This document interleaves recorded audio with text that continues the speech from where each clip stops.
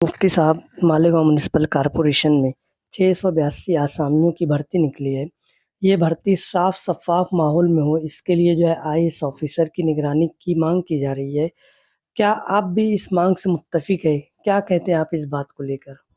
बहुत ज़माने के बाद सरकार ने परमानेंट मुलाजिमों की भर्ती का जीआर निकाला है। हमारी कारपोरेशन तकरीबन 600 करोड़ रुपए का बजट रखने वाली कारपोरेशन है। यहाँ पर मालेगांव की कारपोरेशन में अगर देखा जाए तो 70% जो है मुस्लिम लोग कारपोरेशन की हुदूद में रहते हैं और 80% कारपोरेशन का जो टैक्स है वो मालेगांव की मुस्लिम समाज के लोग अदा करते हैं।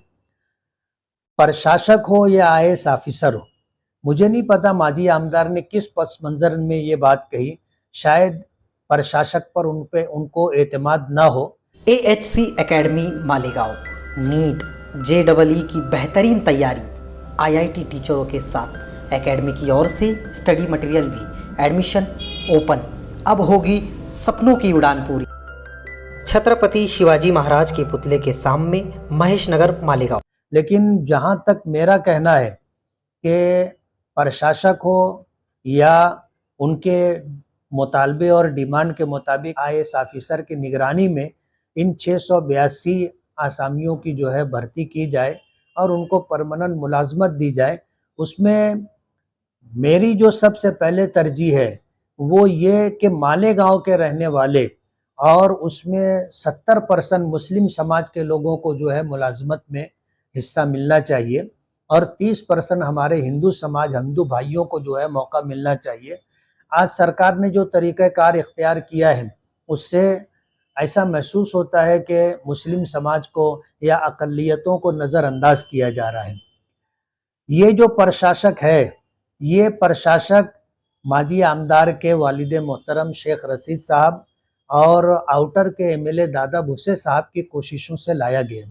आपको याद होगा अखबारात में ये खबर छपी थी कि मैंने कोशिश की थी कि अब जो ऑफिसर आए तो वो ऑफिसर आईएएस ऑफिसर होना चाहिए और मैंने अपने इस मुतालबे को मंजूर भी करवा लिया था। सरकार ने उसके लिए एक ऑफिसर की तकर्रुरी भी कर दी थी और उस ऑफिसर का मालेगांव आना चंद दिनों में तय भी था।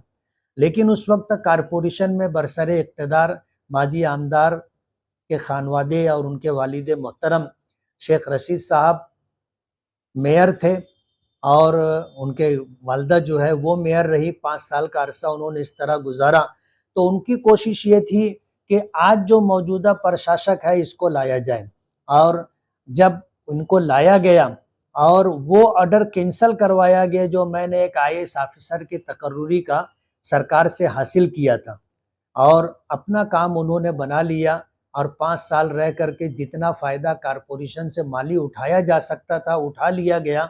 आज उसी प्रशासक के ऊपर बेएतमादी का इजहार किया जा रहा है और इस तरह की बात लोगों के दरमियान लाई जा रही है कि आईएएस ऑफिसर के ज़रिए से तकर्रुर होना चाहिए।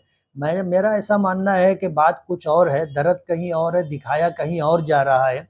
मौजूदा प्रशासक तो उनका काबिले एतमाद शख्स था और जब तक वो इक़्तिदार में रहे मौजूदा कमिश्नर जो है उनके लिए बहुत भला था, बहुत कारामद था और माली मफाद के लिए उनका बहुत बड़ा मुआविन था।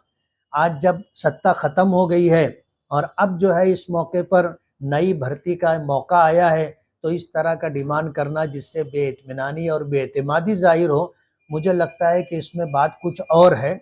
मालेगांव के हित के ताल्लुक से बात करनी चाहिए। अपने हित के, अपने मफाद के लिए बात करना कौम व समाज के साथ ये धोखाधड़ी है और कौम व समाज के साथ जो है इस तरह का मामला करना जैसा वो हमेशा से करते रहे हैं, ये कौम व मिल्लत को बहुत नुकसान पहुंचाने वाली बात है।